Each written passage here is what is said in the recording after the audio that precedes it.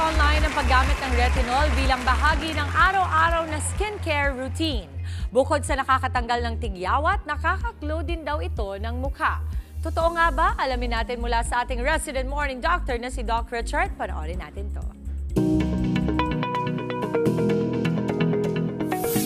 Nagsisimulang lumabas ang fine lines at wrinkles sa ating mga mukha pagtungtong ng 25 anyos.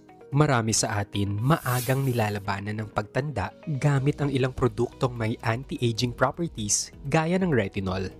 Ang retinol ay isang vitamin A derivative na kilalang active ingredient sa skincare. Madalas itong ginagamit sa mga produkto para sa acne, wrinkles, at acne scars. Maraming benepisyo ang pagdagdag ng retinol sa ating skincare routine. Bukod sa contra wrinkles, epektibo rin ito laban sa acne. Nakakatulong din ito sa pagpapakinis ng texture ng ating kutis.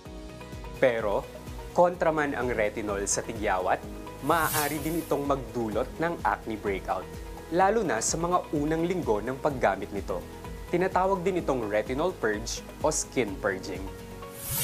Maaaring maiwasan ang retinol purge. Narito ang ilang tips. Dahan-dahanin lang ang paggamit ng retinol. Sa mga unang linggo, gamitin lang ito ng 1 hanggang 2 beses kada linggo. Unti-unting dagdagan ng dalas ng paggamit nito depende sa tolerance ng balat. Sa mga first time gumamit ng retinol, tandaan na dapat sa gabi lang ito gamitin. Patuyuin muna ang balat bago maglagay. Huwag gamitin sa irritated o sugatang balat. At laging protektahan ang balat mula sa araw.